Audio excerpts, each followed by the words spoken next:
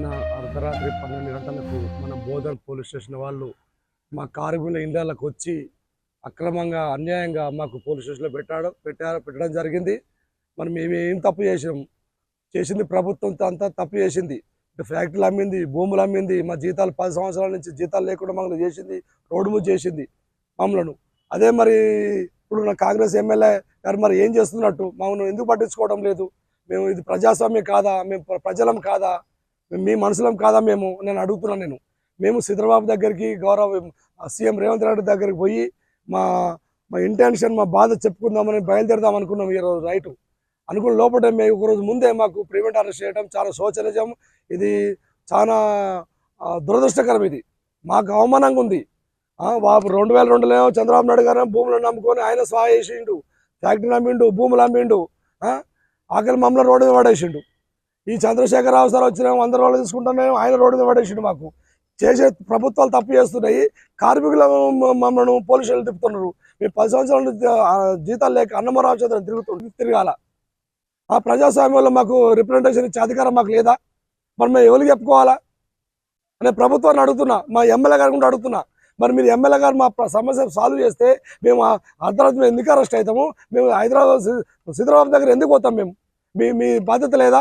మీ initiative తీసుకొని మాకు న్యాయం చేయాలని మేము కోరుతున్నాం. ఇప్పుడు కూడా మాకు ఫ్యాక్టరీ ఏడబెట్టుకుంటూ పెట్టుకో, మాకు బాధ లేదు. మాకు 10 సంవత్సరాల జీతాలు మాకు సెటిల్మెంట్ చేయమంటున్నాం. ఏ రకంగా చేసిన చెడి అది మీకు అన్నారు కదా, వన్ డే సెటిల్ కింద బ్యాంకులకు 190 కోట్లు ఇచ్చిన అంటున్నారు కదా. మరి అది ఎన్ని కోట్లు అయితే మాకు కూడా ఇచ్చేసి పంపించేయండి. మీ ఫ్యాక్టరీతో మాకు సంబంధం లేదు. మీరు ఏడ పెట్టుకుంటారా పెట్టుకోండి, ఫ్యాక్టరీని ఈడ నడిపించుకుంటారా ఇంకో పెట్టుకోండి, మాకు సంబంధం లేదు. అది మీకు మీ మీద వదిలేస్తున్నాం. అది మీ విచక్షణకు వదిలేస్తున్నాం. ముందైతే మాకు బయటపడేయండి. మాకు సాలి అరెస్టులు సారు, మాకు చర్మగీత మాడండి, మమ్మల్ని విముక్తులు చేయండి ఫ్యాక్టరీ నుంచి. మేము పొద్దాక రాలేం.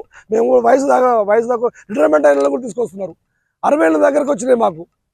మా అమ్మ రాత్రి మా అమ్మ ఆరోగ్యం బాగాలేదంటే కూడా మన వెంకటనారాయణ గారు మాకు సిఐ గారు మాకు ఇక్కడ తీసుకొచ్చి పోలీస్ స్టేషన్లో బయట ఓవర్ చేశారు. రాత్రి 12 గంటల నుంచి ఒకటే దొమలు కుట్టుడు, మన నిద్ర లేదు. ఇంకా ఇప్పటిదాకా మేము అరెస్టులోనే ఉన్నాం. ఇది ఎంతవరకు న్యాయము? ఎవరి ఇంటెలిజెన్స్? నిజాం షుగర్స్ కార్మిక నాయకులందరినీ కూడా మరి అర్ధరాత్రి 10 గంటల ప్రాంతంలో అక్రమంగా అరెస్ట్ చేసి మరి పోలీస్ స్టేషన్లో వేయడం జరిగింది. ఇప్పటి వరకు దాదాపు 12 గంటలు అవుతున్నా కూడా ప్రివెంటివ్ అరెస్ట్ కింద ఇంత దారుణంగా గత ప్రభుత్వాలు కూడా ఇలా అరెస్ట్ చేసిన పరిస్థితి లేదు. ప్రివెంటివ్ అరెస్ట్ అంటే తీసుకొచ్చి ఒక 1 అవర్ కూర్చొని పెట్టి తెల్లారి మళ్ళీ రమ్మనేవాళ్ళు. కానీ 12 గంటలు కావస్తున్నా కూడా ఇప్పటికి కూడా ఎలాంటి స్పష్టత ఇవ్వడం లేదు పోలీసు వాళ్ళు. మాకు రావాల్సినటువంటి వేతన బకాయిలు ఇప్పించి 10 సంవత్సరాలుగా రావాల్సిన వేతన బకాయిలు ఇప్పించాలా. ఈ Nizam sugars one time settlement కింద ఏదైతే 193 కోట్లు ఇచ్చారో మాకు కూడా వన్ టైం సెటిల్మెంట్ కింద కార్మికులందరినీ కూడా సెటిల్మెంట్ చేసి తొలగించి మీరు ఫ్యాక్టరీని ఎక్కడైనా పెట్టుకోండి అని చెప్తున్నాము. గత ప్రభుత్వం మరి ఎలక్షన్ భాగంగా కాంగ్రెస్ ప్రభుత్వము ఈ నిజాం షుగర్ ఫ్యాక్టరీని 2 నెలల్లో మేము ఫ్యాక్టరీని ఓపెన్ చేస్తామని చెప్పారు. మరి సాధ్యాసాధ్యాల కమిటీ వేసిర్రు. 15 నెలలు అవుతున్న ఆ కమిటీ కాలాయమైన కమిటీగానే మారిపోయింది తప్ప ఇప్పటివరకు అతి గతి లేదు ఆ కమిటీకి. ఈ వెంటనే సీఎం మరి రేవంత్ రెడ్డి గారు స్పందించి ఈ కార్మికుల మీద మరి వాళ్ళ కుటుంబాలు దీన స్థితిలో ఉన్నాయి, తినడానికి తిండి లేక చాలా మరి ఆర్థిక ఇబ్బందులు కొట్టుమిట్టాడుతున్నా కూడా మరి ప్రభుత్వం పట్టించుకోకపోవడం బాధాకరం. స్థానిక ఎమ్మెల్యే గారు సుదర్శన్ రెడ్డి గారు మరి అప్పుడు ప్రైవేట్ ఏజంలో మీరు కీలకంగా ఉన్నారు.